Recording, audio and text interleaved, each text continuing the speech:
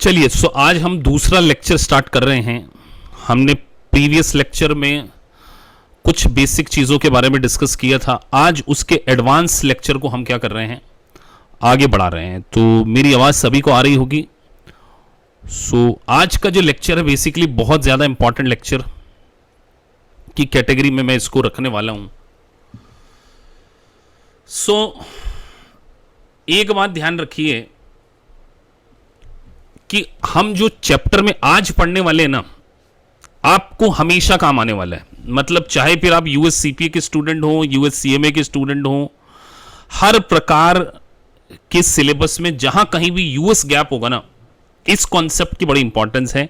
तो आज का जो लेक्चर है वो यूएस गैप की फाइनेंशियल स्टेटमेंट की टर्मिनोलॉजी से रिलेटेड है।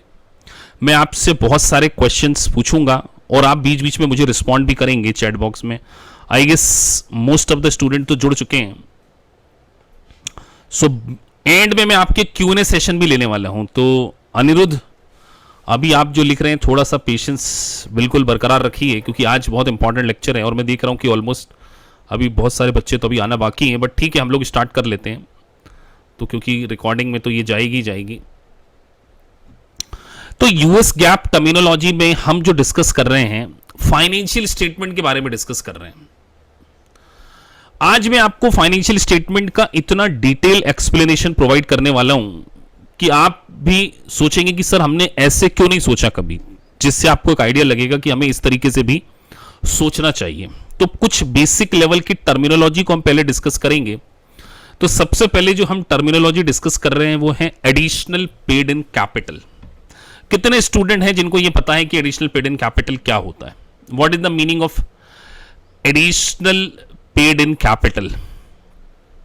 Sir additional paid in capital होती क्या चीज है? तो अगर हमने इसको डिस्कस करना है तो सबसे पहले आप देखिए, साथ में लिखा हुआ एडिशनल पेड इन कैपिटल, मतलब अगर कोई कंपनी अपने शेयर को इशू करती है तो कैपिटल के ऊपर जो भी फंड मिलता है उसको हम बोलते हैं एडिशनल पेड इन कैपिटल। अगर कंपनी अपने शेयर को पार वैल्यू से जितनी ज्यादा वैल्यू पर इशू करेगी, बीच का जो डिफरेंस है उसको हम यहां पर क्या बोल रहे हैं sir? Additional paid in capital. तो शॉर्ट में मैंने लिखा एपीआईसी। अब मैं आप लोगों से पूछता हूं, एडिशनल पेड इन कैपिटल कहां पर आनी चाहिए? बैलेंस शीट में आनी चाहिए या इनकम स्टेटमेंट में आनी चाहिए? सबसे पहला क्वेश्चन तो यही अराइज होता है। अगर आप एक बीकॉम ग्रेजुएट स्टूडेंट हैं तो आपको यह डेफिनेटली पता होगा कि sir additional paid in capital कहां पर आती है। कितने स्टूडेंट को यह बात पता है कि sir additional paid in capital कहां आती है? तो कुछ बच्चे लिख रहे हैं बैलेंस शीट, मतलब most of the student balance sheet ही लिख रहे हैं। सर बैलेंस शीट के किस सेगमेंट में आनी चाहिए? बैलेंस शीट में एसेट होगा, लायबिलिटी होगा, क्या होगा? अगला क्वेश्चन तो ये भी है, क्योंकि एग्जाम में तो एमसीक्यू पूछे जाते हैं। तो sir additional paid in capital क्या है? तो एक स्टूडेंट ने लिखा लायबिलिटी। आप मुझे बताइए, लायबिलिटी साइड तो लिखेंगे but it is a part of equity. तो एक बात ध्यान रखिए, मैंने जब आपको समझाया था तो मैंने आपको यह बताया था कि इक्विटी का क्या मीनिंग होता है। तो उस इक्विटी सेगमेंट में भी हमने पढ़ा था। तो इक्विटी में एक तो कॉमन स्टॉक आते हैं और दूसरा क्या आता है? Additional paid in capital. तो ये पार्ट ऑफ इक्विटी है। तो यहां मैंने नोट में लिखा हुआ है additional paid in capital is a part of equity. ये किसका पार्ट है सर? इक्विटी का पार्ट है। अगर आप यहां देखिए, मैंने एक एग्जांपल लिया है, इन्वेस्टर ने $50 पे किए हैं फॉर 10 पार वैल्यू शेयर के लिए। इसका मतलब सर इस क्वेश्चन में अगर हम देखें तो $40 जो है वो हमारा क्या हो गया? एडिशनल पेड इन कैपिटल हो गया सर। तो ये हमारा किस में आ जाएगा सर? इक्विटी में आ जाएगा। मतलब अगर आप 10 की चीज को 50 में इशू कर रहे हैं, इसका मतलब जो एडिशनल ₹40 आप ले रहे हैं वो किस चीज के लिए ले रहे हैं? एडिशनल पेड इन कैपिटल के लिए ले रहे हैं। तो अगले क्वेश्चन में मैंने कुछ जनरल एंट्री भी समझाई हुई है कि जब आप इशू करेंगे तो आपके पास एक्चुअल में 50 आया, कैश अकाउंट डेबिट टू 50 कर दिया आपने, और कॉमन स्टॉक को 10 से और एडिशनल पेड इन कैपिटल को आपने क्या किया? तो हम ये कह सकते हैं कि सर इशू प्राइस और पार वैल्यू के बीच का जो डिफरेंस होता है उसको हम क्या बोलते हैं? Additional paid in capital. और एडिशनल पेड इन कैपिटल किसका पार्ट है सर? ये इक्विटी का पार्ट होता है। और इक्विटी बैलेंस शीट में लायबिलिटी साइड आती है। यहां पर हम लायबिलिटी वर्ड यूज ना करें, बैलेंस शीट में वो फाइनेंस साइड आती है, एक होता रिसोर्सेस और एक होता फाइनेंस। क्योंकि बेटा आप पढ़ क्या रहे हो, आप पढ़ रहे हो यूएस गैप, तो आपको ऐसी हरकत नहीं करना कि सर लायबिलिटी है। अब एग्जाम में मल्टीपल चॉइस क्वेश्चन में आप भावुक होगा, नीचे ऊपर लायबिलिटी नीचे लिखा, नीचे इक्विटी लिखा है, तो आपको ध्यान रखना है कि एडिशनल पेड इन कैपिटल कहां पर आएगा, ये आपका इक्विटी का पार्ट है। तो मैंने जब आपको समझाया था तो मैंने बोला था कि बहुत सारी चीजें आप यहां पर नई सीखने वाले, तो it is a part of equity. अब एक ऐसा टर्मिनोलॉजी, क्योंकि आज हम यूएस गैप की टर्मिनोलॉजी को पहले डिस्कस कर रहे हैं, अब ये भी एक वर्ड देखने को मिल रहा है आपको, स्टॉक डिविडेंड। मैं एक सेकंड के लिए स्टॉक डिविडेंड को लिखने के बाद स्क्रीन को अनशेयर कर रहा हूं, क्योंकि मुझे यहां पे कुछ बच्चों से क्वेश्चन पूछना है और वो स्क्रीन पर उस बात का आंसर लिखा हुआ था, तो मैं देखना चाहता हूं कि उस बात का आंसर आप लोग दे पाते हैं कि नहीं। स्टॉक डिविडेंड के कारण सबसे पहले मुझे बताइए इक्विटी के ऊपर क्या इंपैक्ट पड़ता होगा, आपको बताना है कि सर स्टॉक डिविडेंड के कारण इक्विटी पे क्या इंपैक्ट पड़ता होगा, आप मुझे बताइए।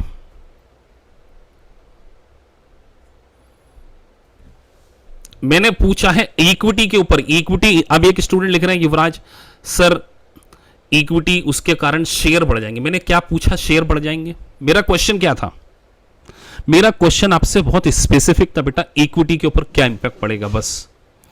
आकाश लिख रहे हैं सर इक्विटी कम हो जाएगा, युवराज लिख रहे हैं सर कोई इंपैक्ट नहीं पड़ेगा, बाकी सब क्या लिख रहे हैं, अरुण लिख रहे हैं no impact, Jabir no impact, बाकी सब सोच रहे हैं। आपको एटलीस्ट पार्टिसिपेट करना, मैंने जानबूझ के स्क्रीन हटा दी है वहां से ताकि आपको दिख सके, बाकी भी सोचिए, क्योंकि मैंने पहले ही बोला इस क्लास में हम बहुत स्लो चलने वाले हैं, इतना फास्ट नहीं चलेंगे। तो सबसे पहले हमने यहां पर कुछ चीजों को डिस्कस करना है इक्विटी में। तो स्टॉक डिविडेंड, अगर हम बात करें तो सर स्टॉक डिविडेंड का जो सिंपल मतलब होता है वो होता है बोनस शेयर।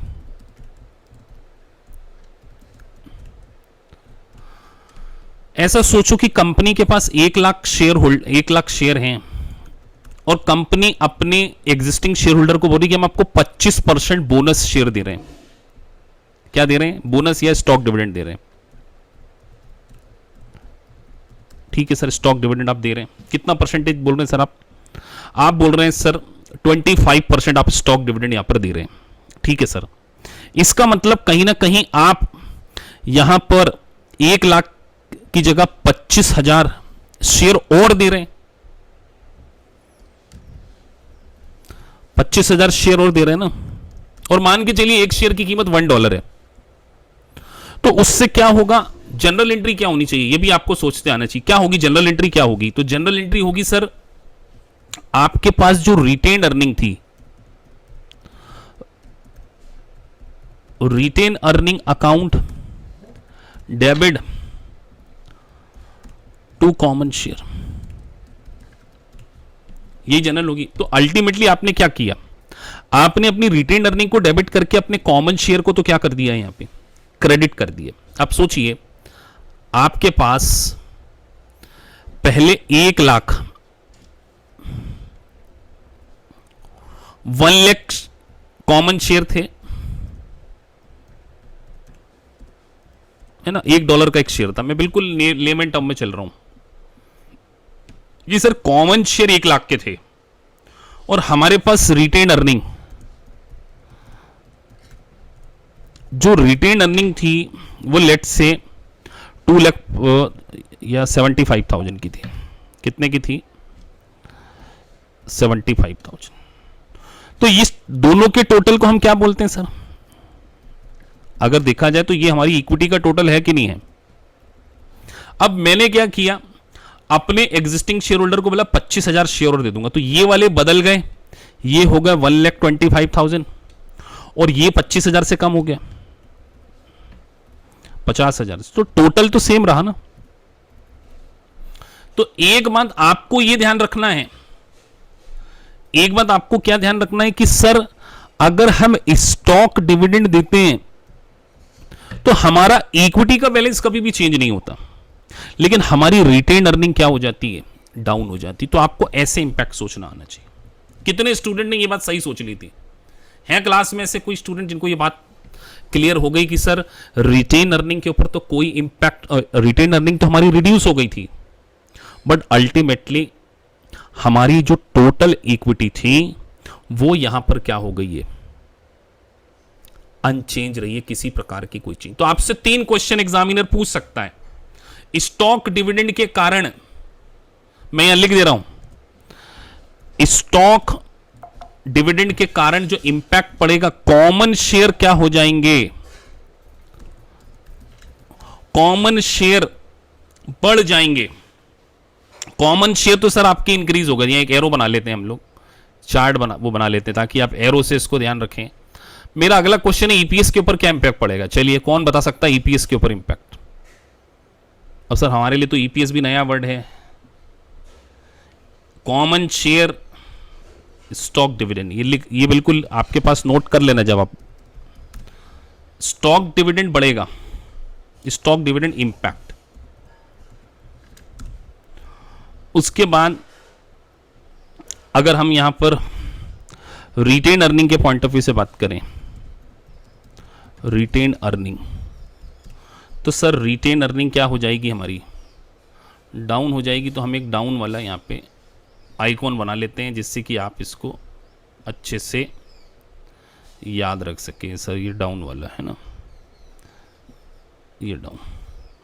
अब कितने स्टूडेंट को पता है ईपीएस के ऊपर क्या इंपैक्ट पड़ना चाहिए? अभी एक स्टूडेंट लिख रहे हैं सर ईपीएस के ऊपर कोई इंपैक्ट नहीं पड़ेगा, और दृष्टि सिंगल लिख रहे हैं sir increase total share holder equity. मतलब आपने स्टॉक डिविडेंड के कारण, दृष्टि आपने बोला कि सर स्टॉक डिविडेंड के कारण हमारी शेयर होल्डर की इक्विटी इंक्रीज हो जाएगी। तो अब इस बात को ध्यान रखिए कि स्टॉक डिविडेंड के कारण इक्विटी के ऊपर कोई इंपैक्ट नहीं पड़ता। अगला क्वेश्चन मेरा आपसे यह था कि सर अर्निंग पर शेयर के ऊपर क्या इंपैक्ट पड़ेगा। तो बाकी जो बच्चे परफॉर्म नहीं कर रहे हैं, मैंने क्लास में डे 1 पे पहले ही बताया था कि एटलीस्ट आपको सोचना आना चाहिए बेटा। अरे रिजल्ट तो बाद में डिसाइड करेंगे, पहले सोचें तो सही। अब मैं आपसे पूछता हूं, कुछ लोग बोल रहे हैं सर कोई इंपैक्ट नहीं पड़ेगा, उनके लिए ये आंसर है। अगर मान के चलो कंपनी का प्रॉफिट, पहले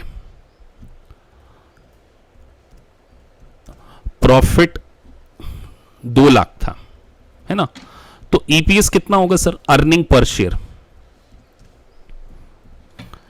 पहले देखा जाए तो sir 2 lakh divided by 1 lakh, ऐसे फिगर रख के सोचा करो सर, 2 रुपए। अब यहां पर देखें, अब शेयर कितने हो गए सर, प्रॉफिट तो वही 2 लाख है, डिवाइडेड बाई 1,25,000। तो इसका मतलब सर कि अगर हम स्टॉक डिविडेंड देते हैं तो हमारा ईपीएस क्या हो जाता है, ईपीएस अगेन हमारा क्या हो जाएगा, डाउन हो जाएगा। तो ये बात आपको ध्यान रखना। तो सर कॉमन स्टॉक बढ़ जाएगा, रिटेन अर्निंग गिर जाएगी, ईपीएस कम हो जाएगा, लेकिन ओवरऑल इक्विटी में नो चेंज। ऐसे आपको सोचना। This is all about USCMA, USCPA, जो भी इंटरनेशनल एग्जाम एमसीक्यूज आप करते हैं, यहां आपको इस तरीके से आंसर। अगला क्वेश्चन मेरा आप लोगों से फिर है, सर स्टॉक डिविडेंड के कारण टोटल एसेट के ऊपर क्या इंपैक्ट पड़ेगा। चलिए आप मुझे बताइए टोटल एसेट्स के ऊपर क्या इंपैक्ट पड़ेगा, सोच के बताना है।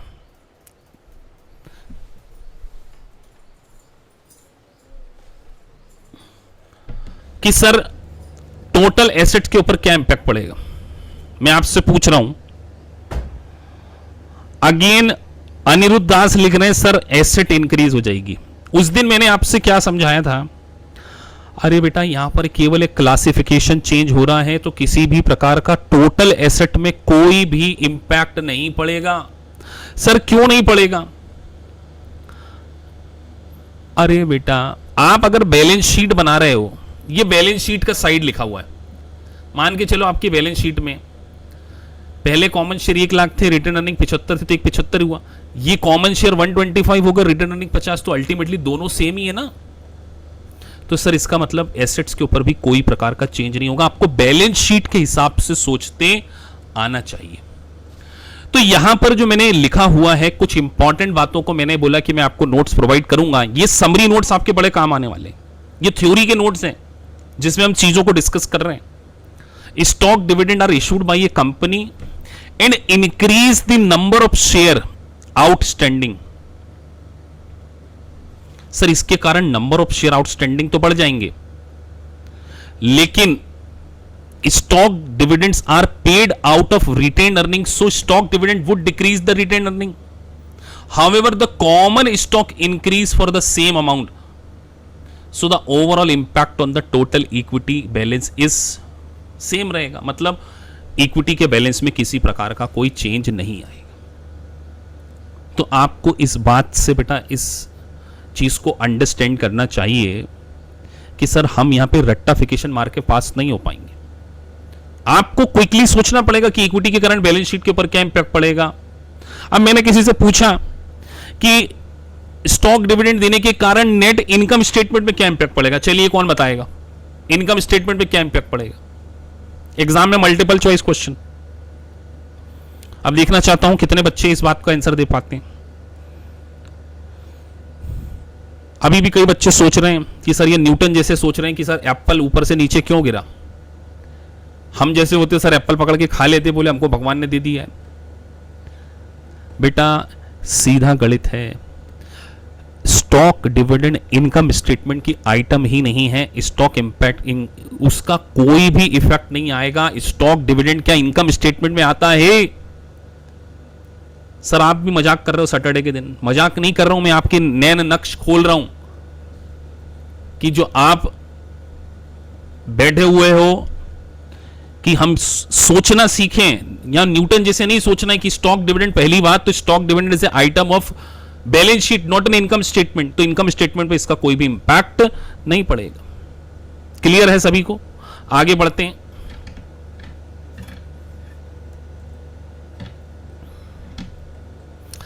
अब यहां पर वो मैंने सारी चीजों को एक साथ लिख दिया। Impact of stock dividend and stock split. अब एक कॉन्सेप्ट जो हम डिस्कस करने जा रहे हैं उसका नाम है स्टॉक स्प्लिट। अब मैं आपसे फिर से पूछता हूं, स्टॉक स्प्लिट के कारण, स्टॉक स्प्लिट का मतलब क्या है? अब मुझे बताएंगे स्टॉक स्प्लिट के कारण इक्विटी पे क्या इंपैक्ट पड़ेगा। आपको बताना है कि सर स्टॉक स्प्लिट के कारण इक्विटी पे क्या इंपैक्ट पड़ेगा। मैंने आप लोगों से क्वेश्चन किया है, यहां पे सोचिए आराम से, टेक योर टाइम। अगर आप यूएससी में बनना चाह रहे हैं तो इस बात का आंसर आपको देना पड़ेगा, और नहीं बनना चाह रहे तो कोई दिक्कत ही नहीं है।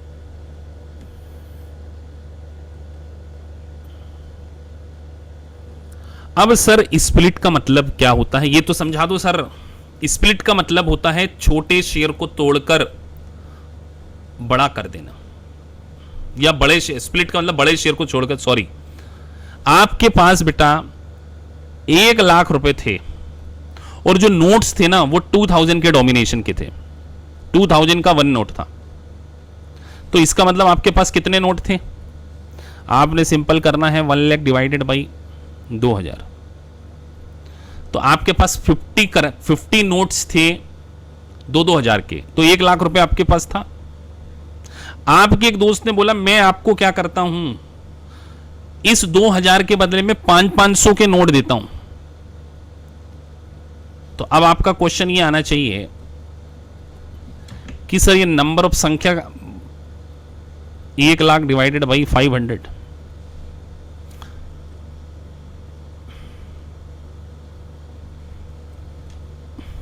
ये 200 हो गए। आप मुझे बताइए, ये हमारी कैपिटल है, ये हमारी क्या है? कैपिटल है, ये कह लीजिए इक्विटी है। क्या इसके ऊपर कोई इंपैक्ट पड़ेगा सर? नहीं पड़ेगा सर। अब अगला क्वेश्चन मेरा जो आपसे खतरनाक लेवल का है, अर्निंग पर शेयर के ऊपर क्या इंपैक्ट पड़ेगा ये कौन बताएगा? ईपीएस के ऊपर इंपैक्ट। सर इक्विटी के ऊपर तो नो इंपैक्ट।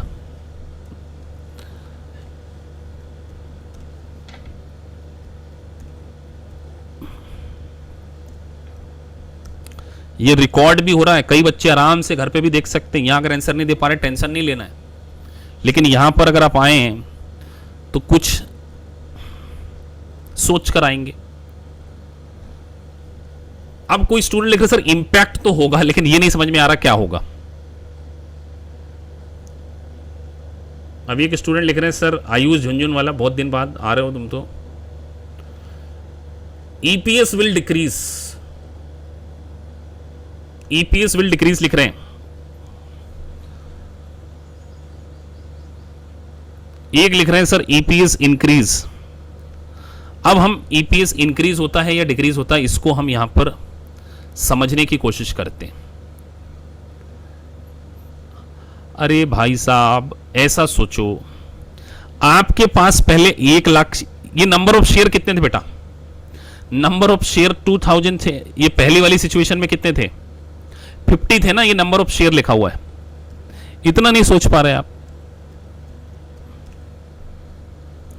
संख्या बढ़ गई बस। प्रॉफिट आपका, यहां लिखा करो प्रॉफिट, प्रॉफिट आपने लिख लिया 2 लाख। तो सर पहले वाला ईपीएस ये था ना, जब 2000 का नोट था तो 50 ही शेयर थे। 2 लाख डिवाइडेड बाई 50, ऐसे करके देखा करो बेटा, ये ईपीएस आया। अब ईपीएस क्या हो जाएगा? 2 लाख डिवाइडेड बाई 200, तो सर ईपीएस क्या हो जाएगा? कम हो जाएगा, अर्निंग पर शेयर कम हो जाएगा। एक ओवरऑल शेयर होल्डर की अर्निंग के ऊपर क्या इंपैक्ट पड़ेगा, इंडिविजुअल शेयर होल्डर की अर्निंग के ऊपर क्या इंपैक्ट पड़ेगा? मेरा अगला क्वेश्चन आपसे फिर से स्प्लिट ऑफ शेयर के ऊपर। आप मुझे बताइए, ये मिस्टर राम हैं, उनके पास पहले ये 2000 वाले 10 शेयर थे। अब उनके पास संख्या बढ़ जाएगी तो उसकी अर्निंग के ऊपर क्या होगा? मैंने आपसे पूछा एक इंडिविजुअल शेयर होल्डर की वेल्थ के ऊपर क्या फर्क पड़ेगा। आपको यह सोचना है कि इंडिविजुअल शेयर होल्डर की वेल्थ के ऊपर एक स्टूडेंट लिख रहा है रिंकी सर डिक्रीज होगा। मैं सबका नाम ले रहा हूं ताकि आप सोच सके कि सर ओवरऑल शेयर होल्डर की वेल्थ के ऊपर क्या इंपैक्ट पड़ेगा। एग्जाम में मल्टीपल चॉइस क्वेश्चन पूछते हैं बेटा, वहां आपको ये बात याद आएगी कि सर परमोटेशन कॉम्बिनेशन बना रहे थे। यार सीधी बात है, इंडिविजुअल शेयर होल्डर की वेल्थ के ऊपर क्यों इंपैक्ट पड़ेगा यार? कुछ भी इंपैक्ट नहीं पड़ेगा। पहले उसके पास जो नोट 2000 का 1 था, अब उसके पास 500 के 4 हैं। तो अगर उसको पहले 1 शेयर के ऊपर ये डिविडेंड आपने निकाला है, पहले 1 शेयर पे उसको 4000 रुपए का अर्निंग मिलती थी, अब उसको 4 शेयर के कारण फिर से 4000 मिलेंगे ना। अब उसके पास नंबर ऑफ शेयर पहले कितने थे? ये 1। क्यों नहीं सोच पा रहे बेटा? नंबर ऑफ शेयर बेटा, पहले उसके पास 1 शेयर थे तो भी उसको कंपनी बोलती थी 4000 रुपए ईपीएस लो। अब उसके पास 500 वाले 4 है तो एक शेयर के ऊपर ईपीएस 1000 है तो उसके पास तो 4 है, तो अल्टीमेटली ओवरऑल वेल्थ के ऊपर कोई इंपैक्ट नहीं पड़ेगा। अब बताइए ये बात कितनों को समझ में नहीं आई? क्योंकि इस बैच में मैंने पहले कसम खा रखी है, ये कभी स्टूडेंट ऐसा नहीं होना चाहिए जिसको ये बात समझ में नहीं आई हो।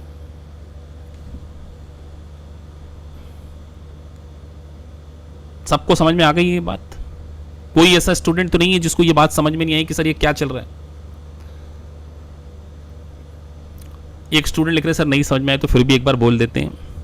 बेटा पहले आपके पास 2000 वाला 1 शेयर था तो आपको कंपनी 4000 रुपए अर्निंग पर शेयर होती थी, 1 शेयर पे 4000 मिलता था।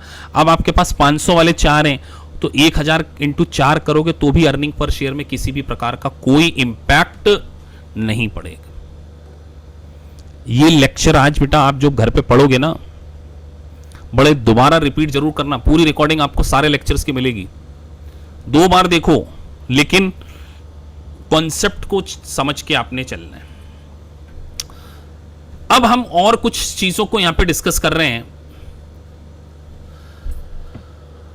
What must be included in the full set of financial statement under the US gap. Sir US gap के अकॉर्डिंग हमें फाइनेंशियल स्टेटमेंट के बारे में डिस्कस करना है कि what item should be included in the financial statement. के साथ साथ मैंने एक पूरा डायग्राम यहां पर आपको बनाकर दिया है, इसको आप एक सेकंड देख लो, जरा अच्छे से देख लो बस। और इनमें से कौन सी बात आपको पता ही नहीं है जो पहली बार आप देख रहे हैं, जरा चैट बॉक्स में मेंशन कर देना। बस मैं ये चाहता हूं कि कितने स्टूडेंट जो बैठे हैं वो पहली बार इस चीज को देख रहे हैं, और सब पहली बार हमने किसी चीज को देखा, तो वो कौन सी आइटम है यहां आपके लिए, वो आपने मुझे बताना है।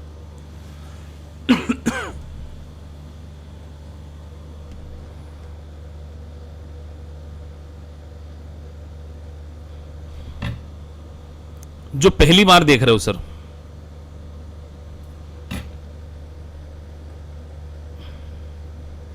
सर बैलेंस शीट तो सबने देखी हुई है, तो सर हमको ये चीज तो समझ में आती है कि बैलेंस शीट का दूसरा नाम है स्टेटमेंट ऑफ फाइनेंशियल पोजीशन। क्या है? Statement of financial position. अब ये वर्ड आप देख रहे होंगे स्टेटमेंट ऑफ कॉम्प्रिहेंसिव इनकम, ये आपके लिए नया हो सकता है। Statement of comprehensive income can be new, और definitely statement of share holder equity भी आपके लिए नया हो सकता है। स्टेटमेंट ऑफ कैश फ्लो आपके लिए नया नहीं हो सकता। अगर आपके लिए नया तो आप दुनिया में नए हो, ये पक्की बात है बेटा। 12th क्लास आपने पढ़ी नहीं है, स्टेटमेंट ऑफ कैश फ्लो आपने सुना होगा, ये हो सकता ना सुने हो। स्टेटमेंट ऑफ कॉम्प्रिहेंसिव इनकम और statement of share holder equity statement, statement of assets and liability और स्टेटमेंट ऑफ नेट एसेट्स, ये तीनों एक ही चीज है, बैलेंस शीट के ही नाम है सारी चीजें। प्रीवियस लेक्चर में हम डिस्कस कर चुके हैं, एक ही लेक्चर निकला है, उसमें हम डिस्कस कर चुके हैं statement of assets and liability और statement of net assets. Statement of operation बेटा, ये नाम ही इसका, ऑपरेशन आप क्या करते हो यार, आपका कोई बिजनेस करते हो ना, वो ऑपरेशन ही तो है। अरे सर वो इलाज वाला ऑपरेशन नहीं है, ओपीडी नहीं है, वो वाला समझ लिया कि सर हम क्या डॉक्टरी पढ़ रहे हैं। अरे फाइनेंशियल स्टेटमेंट जब आप बनाते हो तो उस फाइनेंशियल स्टेटमेंट के अंदर आप आपकी सेल, परचेस, रेंट, जो भी आप बिजनेस करते हो उसको, वो आपका ऑपरेशन ही तो है। तो वो बिल्कुल नया नहीं है, कई बच्चों के लिए नया लगा, ये उसका नाम है statement of changes in equity. मैं आपको पूरा समझाऊंगा लेकिन अभी नहीं समझाऊंगा, क्योंकि पूरा सेगमेंट में इसको डिस्कस करेंगे, क्योंकि इसका पूरा स्टेटमेंट है। लेकिन अभी आप इतना ध्यान रखिए कि सारे मिलाकर फाइनेंशियल स्टेटमेंट कहलाते हैं sir. Balance sheet financial statement कहलाता है, इनकम स्टेटमेंट और कॉम्प्रिहेंसिव इनकम को भी हम फाइनेंशियल स्टेटमेंट मानते हैं, शेयर होल्डर इक्विटी का स्टेटमेंट को भी हम फाइनेंशियल स्टेटमेंट मानते हैं, और कैश फ्लो स्टेटमेंट, ये सब ऑल आर फाइनेंशियल स्टेटमेंट। और एक नोट्स टू द अकाउंट्स जिसमें कि अकाउंटिंग पॉलिसीज आती हैं वो भी। लेकिन अभी मैं आपको ये नहीं समझाने वाला हूं बेटा, क्योंकि अभी इसका टाइम नहीं आया है। जब आएगा तो डेफिनेटली हम समझाएंगे, लेकिन अभी आपको सिर्फ इतना समझना है कि सर ये चार को हम मिलाकर क्या बोलते हैं, state financial statement. These all are financial statement as per US GAAP. अब एक बहुत ही इंपॉर्टेंट सेगमेंट को मैं वापस से स्टार्ट करने जा रहा हूं, इसका नाम है sir debit credit impact on asset and liability. अब क्योंकि मैंने आपको बोला है कि बेसिक कंसेप्ट आपके बहुत ज्यादा मैंने स्ट्रॉन्ग करने, अब मैं ये देखना चाहता हूं क्लास में कितने बच्चों का डेबिट क्रेडिट स्ट्रॉन्ग है या नहीं है। अब मैं आपसे पूछना चाहता हूं कि अगर मेरी एसेट इंक्रीज होती है, एसेट इंक्रीज होती है तो उसका इंपैक्ट क्या होगा, डेबिट या क्रेडिट? ऐसी बातें भी आपको पता होनी चाहिए। आप बचपन में पढ़ते थे what comes in debit, what goes out credit, सबको ये बात पता है ना। कोई ऐसा स्टूडेंट तो नहीं है कि जिसको यही नहीं पता है कि सर एसेट बढ़ने से डेबिट। तो यहां पे एक छोटा सा मैंने यहां पे रूल रख दिया है, क्योंकि यहां पे कई बार बच्चों को जरूरत पड़ती है, क्योंकि सभी का ख्याल रखना है मैंने। ऐसा तो है नहीं कि इंटेलिजेंट स्टूडेंट को ही पढ़ाना है। तो यहां पर एक सिंपल सा रूल बना दिया है, जो आई गेस आप 12th क्लास में ही पढ़ लेते हैं, कि अगर आपकी एसेट्स इंक्रीज होती है तो डेबिट,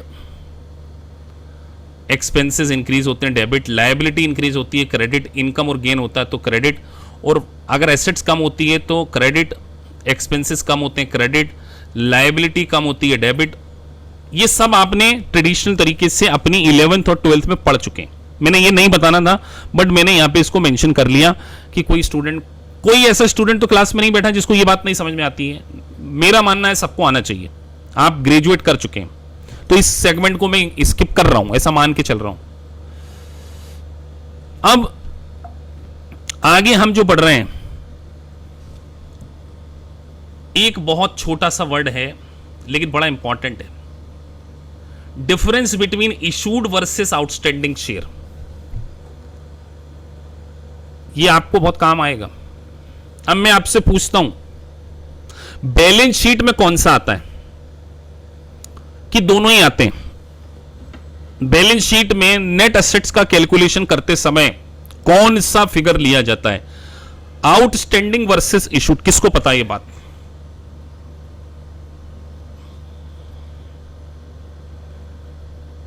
ये छोटी छोटी बातें आपको एमसीक्यू में पास और फेल कराएंगे बेटा। अनीता भोर लिख रहे हैं सर इशूड आता है, उमा शंकर लिख रहे हैं इशूड, तो बाकी सब क्या दूसरों का इंतजार कर रहे हैं?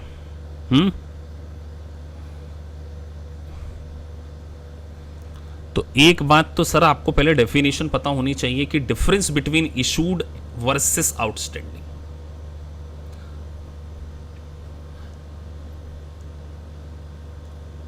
अब एक बात ध्यान रखिए, एग्जाम में यही क्वेश्चन बड़ा इंपॉर्टेंट है, इशूड वर्सेस आउटस्टैंडिंग। तो मैं आपसे पूछता हूं, आपने 1 लाख शेयर इशू किए, 10 रुपए का एक शेयर था, तो आपकी कैपिटल हो गई 10,000 इंटू 10, ये हो गया बेटा 1 लाख। आपने अपने इस 10,000 शेयर में से 2,000 शेयर को क्या कर लिया? बॉट बैक कर लिया।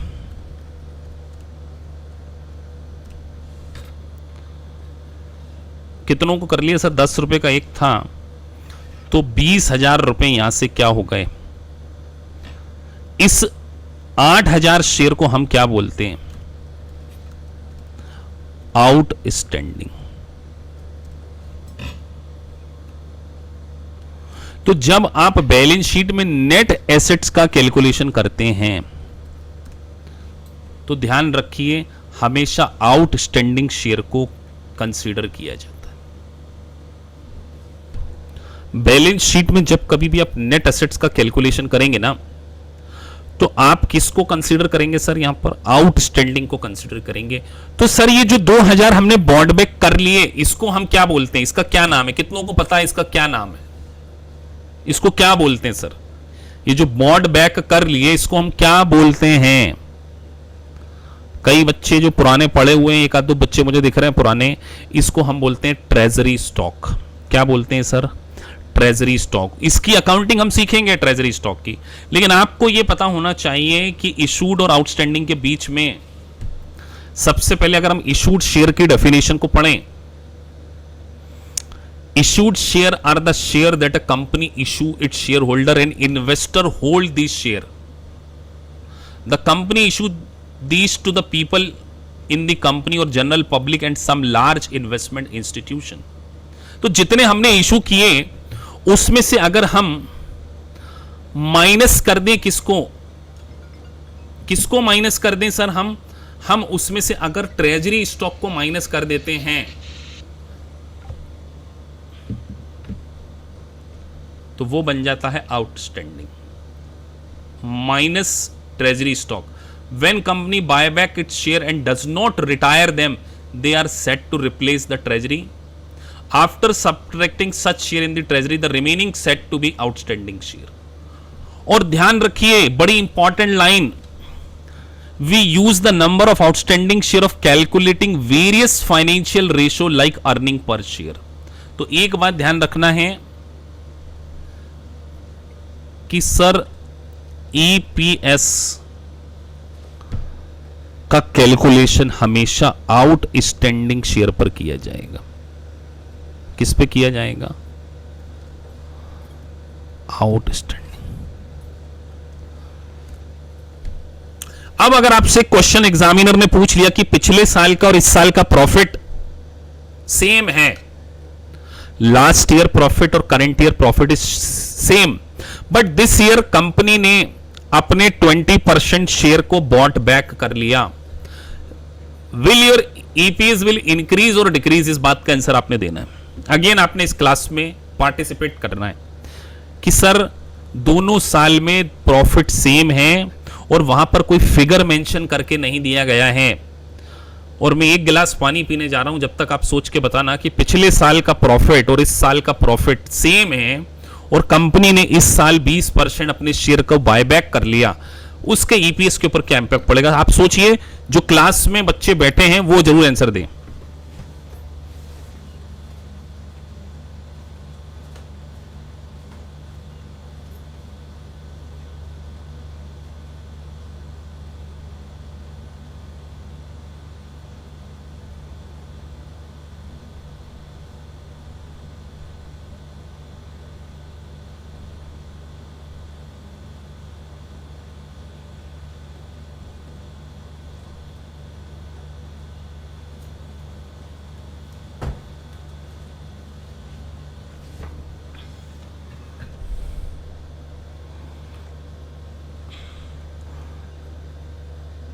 कई बच्चे बोल रहे हैं सर इंपैक्ट नहीं होगा,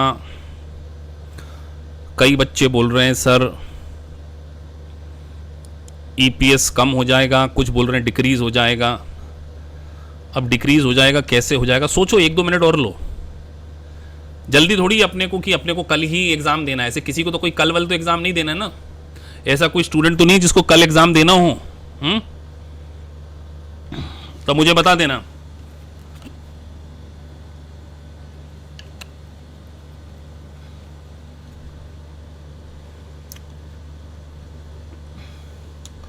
चलिए लिखते हैं सर, आपने बोला पिछले साल भी प्रॉफिट सेम था, ये प्रॉफिट लेट से 2 लाख रुपए, 2 लाख का प्रॉफिट यहां लिख लिया, यहां पे भी 2 लाख का प्रॉफिट लिख लिया। बेटा पहले शेयर 1 लाख थे तो ईपीएस 2 रुपए आता था। अब यहां पे जब 20,000 आउटस्टैंडिंग खत्म हो गए, ट्रेजरी स्टॉक बाय बैक कर लिए, तो ये 80,000 हो गया। तब आप ये काम नहीं कर पा रहे और मेरे से करवा रहे हो,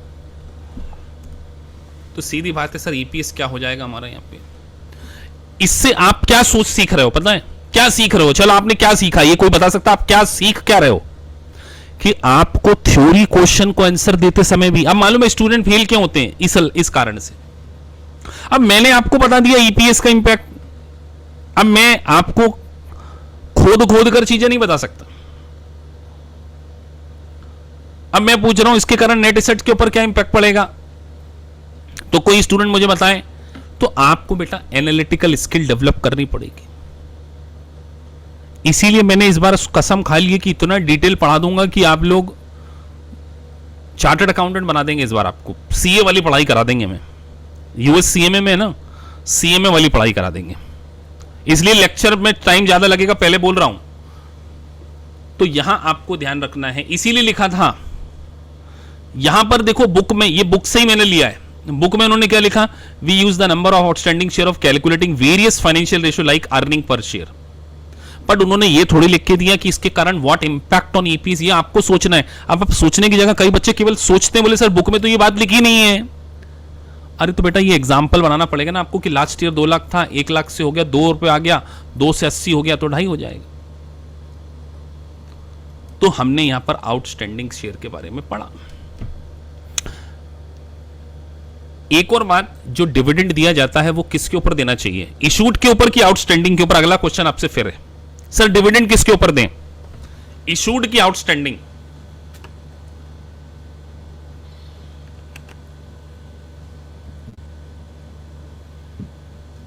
ऑब्वियस सी बात है सर, जो शेयर हमने खरीद लिए, अब फिर कृष्ण राम लिख रहे हैं सर इशूड के ऊपर देना चाहिए। अरे बेटा जो शेयर मैंने खुद ने खरीद लिए, वापस ले लिए, क्या उसके ऊपर मैं डिविडेंड दूंगा? क्या मैं नहीं दूंगा उसके ऊपर डिविडेंड। तो डिविडेंड हमेशा किसके ऊपर दिया जाता है? आउटस्टैंडिंग शेयर के ऊपर दिया जाता है। और आउटस्टैंडिंग शेयर में हम ट्रेजरी स्टॉक को कंसीडर नहीं करते, नहीं करते, नहीं करते। ये 3 बार मैंने बोल दिया ताकि आप लोग इस बात को ध्यान रखें कि ट्रेजरी स्टॉक जो है वो आउटस्टैंडिंग का पार्ट नहीं होते। क्या आप लोगों ने कभी ऐसे फाइनेंशियल स्टेटमेंट को रीड किया है बेटा? ऐसे रीड करना पड़ेगा आपको। ये कंप्यूटर के सामने जो भाई साहब देख रहे हैं आप ऐसे पढ़ते हो, इसलिए मैंने इमेज रखी है कि आप मेरे लेक्चर रहते हो और ऐसे बैठ जाते हो सीट के ऊपर, आराम से चलने दो बोले। एनालिटिकल करना पड़ेगा, सोचना पड़ेगा आपको, क्वेश्चंस करने पड़ेंगे, एमसीक्यू करने पड़ेंगे, तब जाके आप पास होंगे।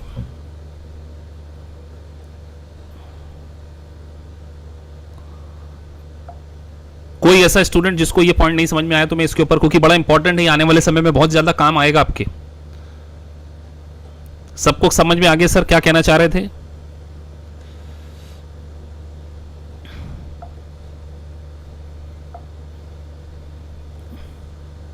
तो यहां पर एक छोटा सा मैंने एग्जांपल दिया है कि outstanding share is equal to issued share minus treasury stock करेंगे तो हमारे क्या आ जाएंगे? आउटस्टैंडिंग शेयर आ जाएंगे। थ्योरी में मैंने ये बात सारी चीजें लिखी।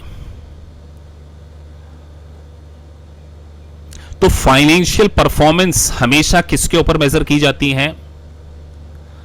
फाइनेंशियल परफॉर्मेंस हमेशा बेटा, ये सब ये जो मैं आपके सामने ये निमोनिक बना बना के इतनी मेहनत कर रहा हूं ना, ये इसीलिए कर रहा हूं कि आप सारी चीजों, ये सिर्फ इतना सा लिखने का पर्पस ही यही है कि आप जब कभी भी फाइनेंशियल परफॉर्मेंस के बारे में मेजरमेंट करोगे तो वो आउटस्टैंडिंग शेयर के ऊपर करोगे। ये इतना बड़ा, केवल इस बोर्ड पर केवल ये आपको जो दिख रहा होगा ना, ये नोट्स आपको इसीलिए दिए जाएंगे कि इस लेक्चर को संभाल के रखो। टेलीग्राम चैनल पे उसको अपलोड कर दूंगा साथ साथ, और उसके बाद कुछ क्वेश्चंस भी करेंगे। अभी शुरू के दिन की क्लासेस 10-15 दिन ऐसे चलेगी, पहले यूनिट की, उसके बाद as a writing MCQ.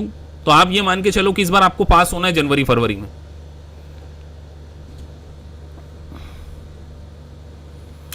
Treasury stock अभी हमने पढ़ा, इट इज एसेट और नॉट। क्या है ये? क्या ये एसेट है? यस और नो? कितनों को लगता है सर ये एसेट है?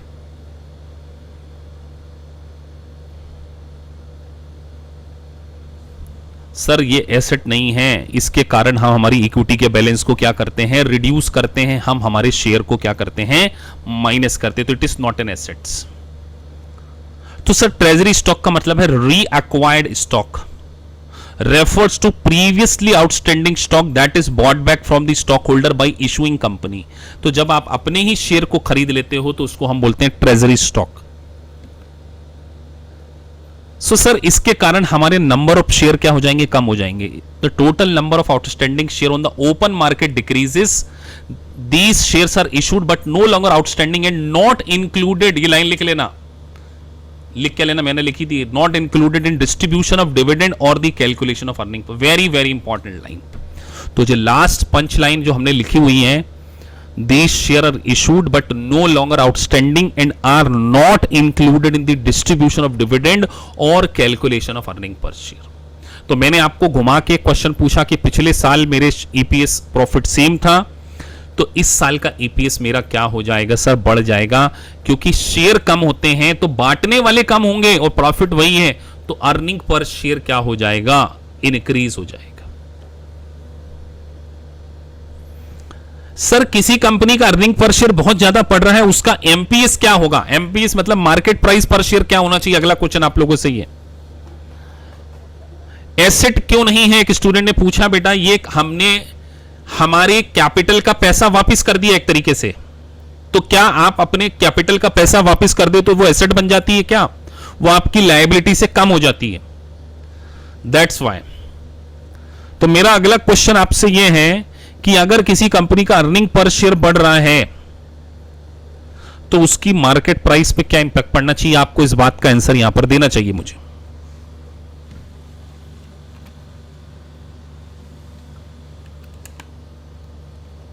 तो सर ऑब्वियस सी बात है, एक कंपनी ज्यादा से ज्यादा प्रॉफिट कमाएगी तो वैसे वैसे उसकी मार्केट प्राइस पर शेयर भी क्या होते जाएगी? बढ़ते जाएगी। ऐसा आपको सोचना चाहिए।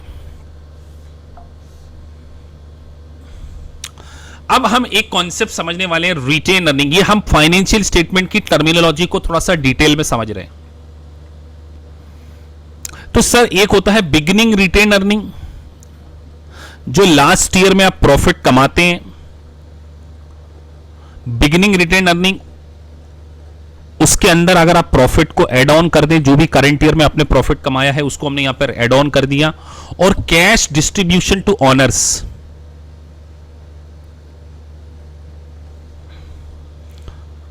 यहां पर बेटा क्या आना चाहिए? कैश डिस्ट्रीब्यूशन टू ऑनर्स अगर लिखा है तो इसका क्या मतलब है? किसको बोलेंगे cash? Cash distribution to owners का क्या मतलब होना चाहिए?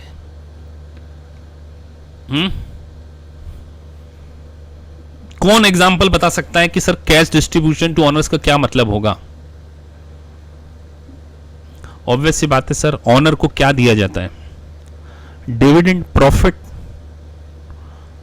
तो इसका मतलब सर अगर हमने यहां से कैश डिस्ट्रीब्यूशन किया वो माइनस हो जाएगा, और इसका मतलब जो ऑनर को डिस्ट्रीब्यूशन किया स्टॉक डिविडेंड को भी हम यहीं से माइनस करते हैं सर, रिटेन अर्निंग से। तो शेयर का जो ऑनर है मतलब शेयर होल्डर को जो हम डिस्ट्रीब्यूशन करते हैं डिविडेंड, तो उसके बाद आ जाता है हमारा रिटेन अर्निंग। तो सर रिटेन अर्निंग का मतलब होता है एक्यूमुलेटेड प्रॉफिट्स, और ये प्रॉफिट अलग कॉन्सेप्ट है, ध्यान रखना। नहीं तो आप रिटेन अर्निंग को और प्रॉफिट को सेम समझ लो। तो ये रिटेन अर्निंग का इक्वेशन इसलिए बना के दिया है कि beginning retain earning plus profit minus cash distribution is equal to ending retain earning.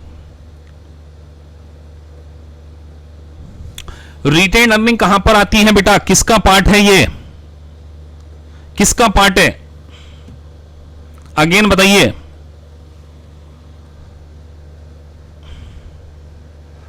तो सर रिटेन अर्निंग किसका पार्ट होता है? कोई स्टूडेंट लायबिलिटी लिख दे, बस मैं इंतजार कर रहा हूं, और कोई एसेट लिख दे।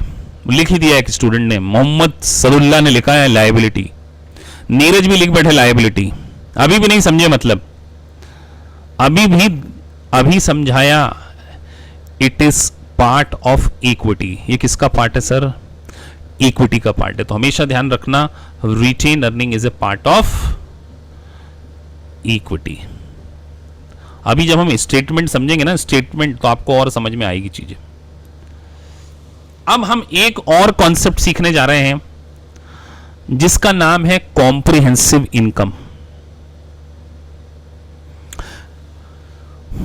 वैसे ये यहां पर उतने डिटेल में नहीं है अभी, लेकिन यहां पर एक रेफरेंस के पॉइंट ऑफ व्यू से हमें समझना, क्योंकि जब पूरा स्पेसिफिक चैप्टर हम डिस्कस करेंगे कॉम्प्रिहेंसिव इनकम का, ये इसको ये एक्यूमेन सीरीज चल रही है हमारी। जब हमारा मेन सिलेबस ऑलमोस्ट चालू होने ही वाला है, एक दो लेक्चर्स और बेसिक्स में लगेंगे, तब आपको सारी चीजें इसमें क्लियर हो जाएंगी। तो हम यहां पर बात कर रहे हैं सर, कॉम्प्रिहेंसिव इनकम का मतलब होता है दो चीजें, includes net income and unrealise income. Unrealise income कहां पर आती है? जो पुराने स्टूडेंट जो एक दो मुझे दिख रहे हैं बैठे हुए, कहां कॉम्प्रिहेंसिव इनकम का क्या मतलब होता है? What is the meaning of comprehensive income? क्या समझते हैं आप कॉम्प्रिहेंसिव इनकम से?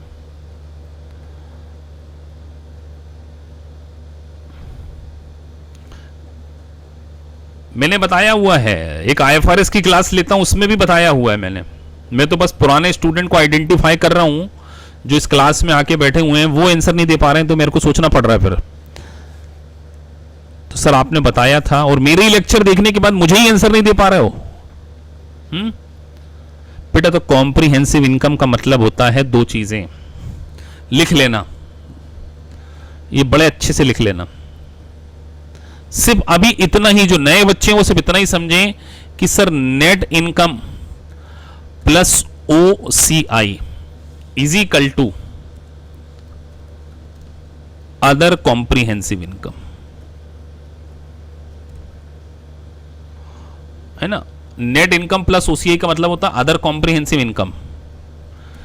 तो सर OCI का फुल फॉर्म आपने बताया अदर कॉम्प्रिहेंसिव इनकम प्लस, इसको हम बोलते हैं, दोनों के टोटल को बोलते हैं कॉम्प्रिहेंसिव इनकम।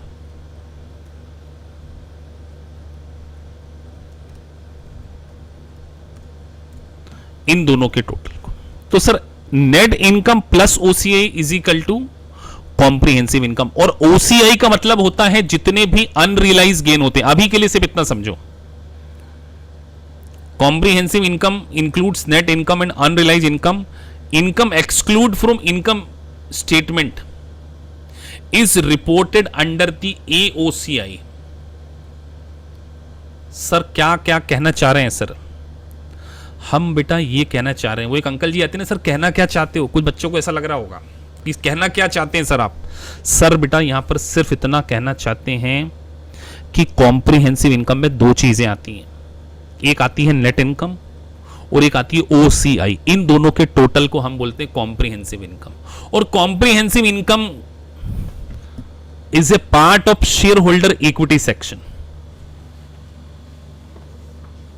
मतलब आपसे अगर कोई पूछे तो इक्विटी के अंदर ही क्या आता है? इक्विटी के अंदर ही कॉम्प्रिहेंसिव इनकम आता है। और नेट इनकम हम कहां से निकालते हैं सर? जिसको आप इंडियन वाले student profit and loss account बोलते थे, इसको यहां पर इनकम स्टेटमेंट बोलते हैं। तो इसका मतलब सर ओसीआई इनकम स्टेटमेंट में नहीं आता है, ध्यान रखना, ये बात लिख लेना, ये लिख दे रहा हूं यहां पे मैं। OCI is not the part of net income.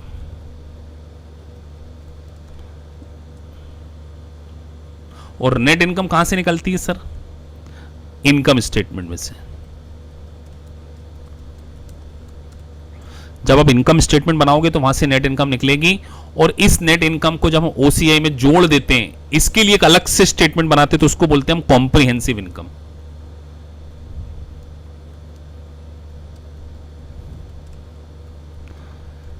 कितने बच्चों को यह बात क्लियर रहेगी जो पूरे दावे के साथ कह सकते हैं कि सर दुनिया इधर की उधर हो जाए, हम कॉम्प्रिहेंसिव इनकम का कैलकुलेशन सही कर देंगे? कितने बच्चों को कॉन्फिडेंस है इस बात के ऊपर?